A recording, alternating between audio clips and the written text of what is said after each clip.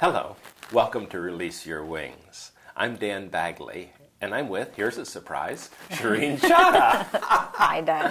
Hi, Shireen. It's good One to be day I'm back going to with wear you. a mask. Well, Yes, it is a surprise. who could it be? Well, it's not always you here, but you're my favorite person to talk to because we've done it so many times.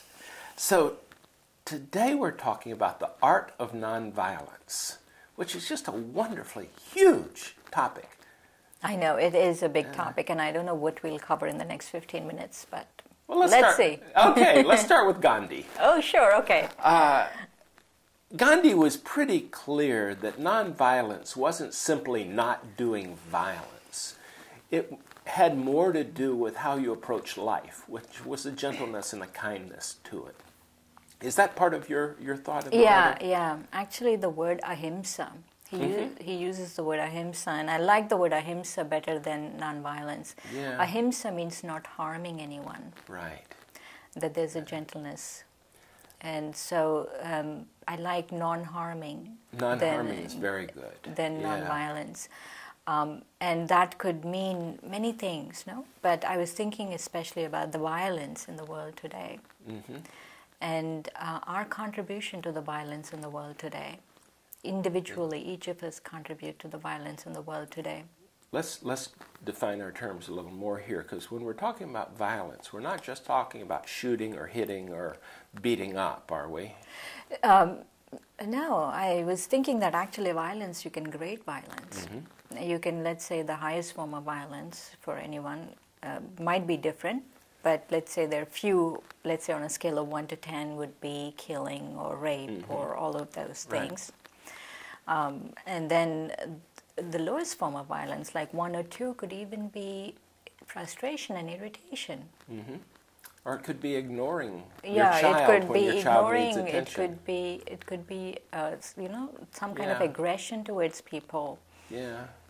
So I've asked myself. Bullying, all of those things. Bullying certainly moves up the scale. Yeah, up the scale. So all of those are violence, and I feel that there is a part of violence, and we are also contributing to this part. Individually, we are, even if it's 1 or 2, because there's so many people contributing 1 or 2 that, there is a contribution to this violence. And so is it a violent act not to interfere with violence?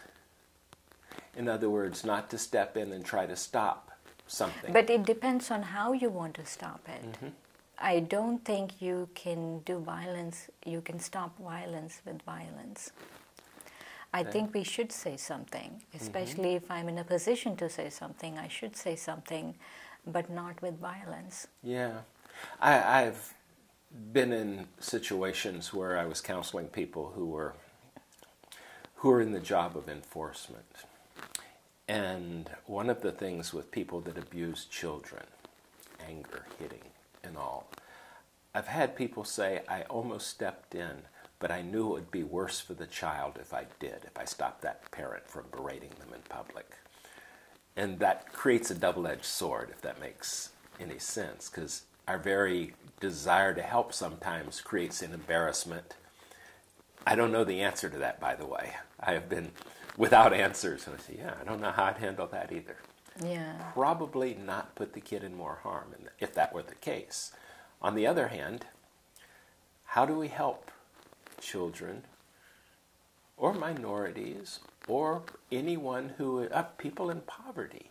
Because putting someone into poverty by not allowing choices to move up is a form of violence. But you could also argue that many times that our choices lead us to poverty. Absolutely. Right?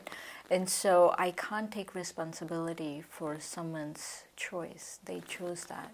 Let's say if I used all my money as just a very straightforward example, which doesn't have any nuances of the real world in it, that I'm using my money to do drugs. Yeah. And so I'm choosing to do drugs with my money. So how will I, and so how can I interfere with that, right? And so I really think, and so I don't want to go into someone's personal life per se as an individual. individuals. But when you were talking about interfering if violence with violence, I was really thinking about a group of people. For example, if there's a sex slave, and if I know someone in my next door is being held up as a sex slave, then I need to do something about it. Absolutely. Right. So because I'm talking about, and so I'm not talking about this more mundane examples of violence. I'm talking about other kinds of violence that we have. Higher on the scale toward 10. Yeah, higher on a scale toward 10. But I'm always surprised. Let's go back to Gandhi, because I'm always surprised by how a few people, when the British came to India, they came as a trading company. They came as the East India Trading Company. And I'm always very surprised by how a few people managed to enslave 200 million people. Right. And definitely, because I'm from there, I can talk about Right. it without any political incorrectness. It doesn't stop me. So, because I feel that Indians at that time, or the rulers in India at that time, were very much given to sensual pleasures, very much into drinking and all of that, and they pretty much drunk away, they gambled away their kingdoms, you know. That's how they lost to the East India Trading Company. And I feel that, and so violence could also be that, your own personal thing, right? And so you take, and I was thinking the opposite of violence really is love. And real love, true love. Unconditional love. True love. True love is so powerful that if I experience it, then I will know what violence is, and I will not engage in violence. But what I've noticed is if I really experience that true love, not only a few people, because we Indians got so far away from experiencing that true love that a few people could enslave 200 million people.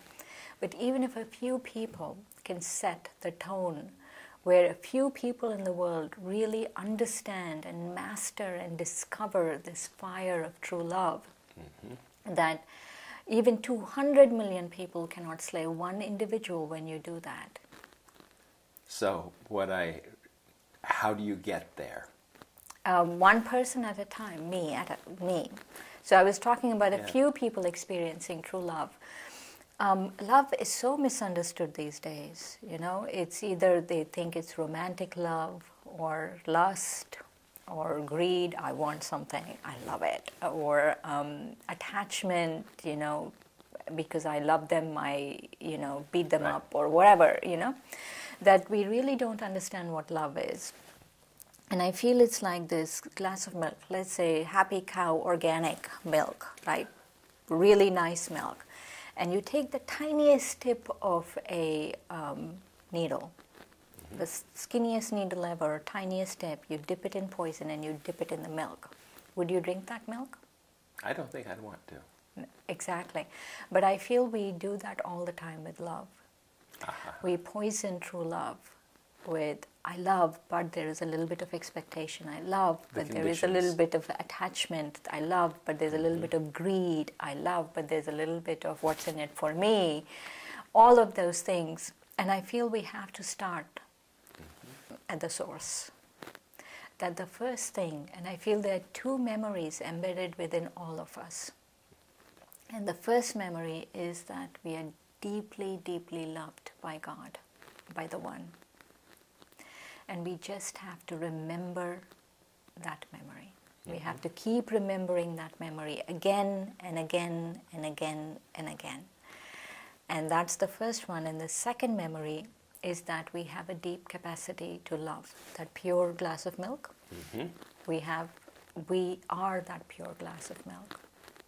And our thoughts are poisoning that pure glass of milk. And I have a choice to take those thoughts out. And I have to remember that I have a deep capacity to love.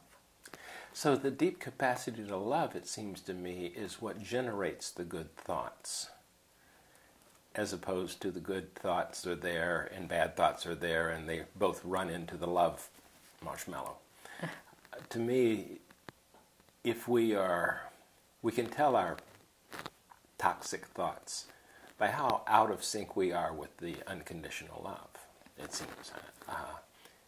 And in those moments where we glimpse it and feel all is right with the world, even when the symptoms don't look as right as our egos would like them to be, I think that's part of the acceptance.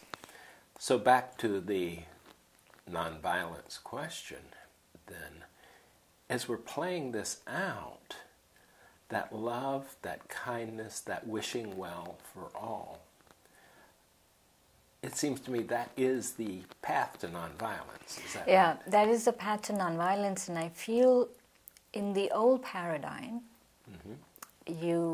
and it was necessary at that time. It's not just the old paradigm, that's what was necessary at that time, whether it was the civil rights movements, whether it was our apartheid, or whether it was the Indian independence movement. You needed to do whatever you needed to do to protest, to bring about change. But right now, to bring about nonviolence or Ahimsa, I think we all have to experience and remember who we are, that I am love. Would that start with your daily meditations? Yep. It would start with my daily meditations, and not worry about anyone else. Just remember, I am love, and I'm loved, I'm lovable, I'm this wonderful being that really, and that God really loves me. And one could argue that when we don't feel that way, it's where all our bad behaviors come from. Yeah. Our compensating with Exactly. alcohol, drugs, too much excess to fill the void. Yeah, you know what I've noticed is food is so essential, no? And water is so essential every day. Every few hours we need water, or we need food, we need air. Just as essential as food is love. I totally agree. And because we are not experiencing that pure love, even if I get a sip from that glass, that would be enough. But because I'm not experiencing that, because I'm not taking that sip from that glass, then I'm looking towards everything else to fill that void. Right. So just hallucinating what some of our viewers might be thinking here is, oh gosh, do I have to bat 1,000? Do I always have to be in this moment of pure unconditional love? No, in a day, even 5 minutes. That's the point I want us to get to. That we can always return to that quiet spot. And if we find ourselves acting out of self-interest, of selfishness, of non-loving thoughts, then we can always choose to go, oh, I'm feeling something inside that does not feel right to me. And we can return to that. Yes. That is the least violent, the most, I lost the word, Ahimsa. Yeah, that we could have. Because that makes it proactive in our own world. Yeah. I like that. And so now, the current paradigm is that to experience that a few times a day.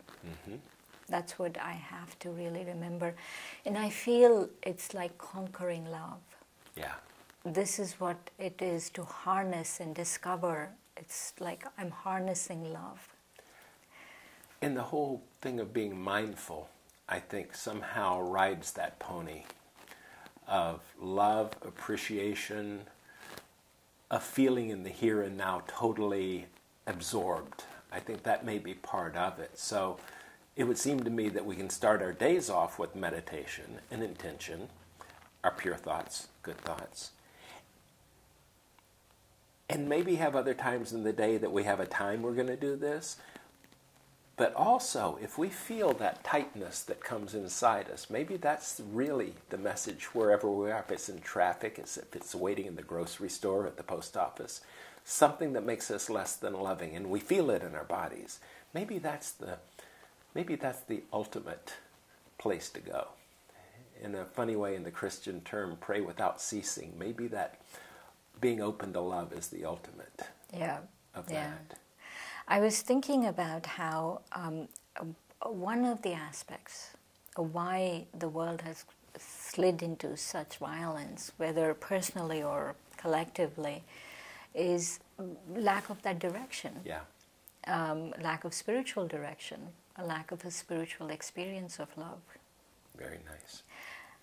Are we out of time? We are out of time. Okay. Just when we're on a roll. Thank you for joining us in this.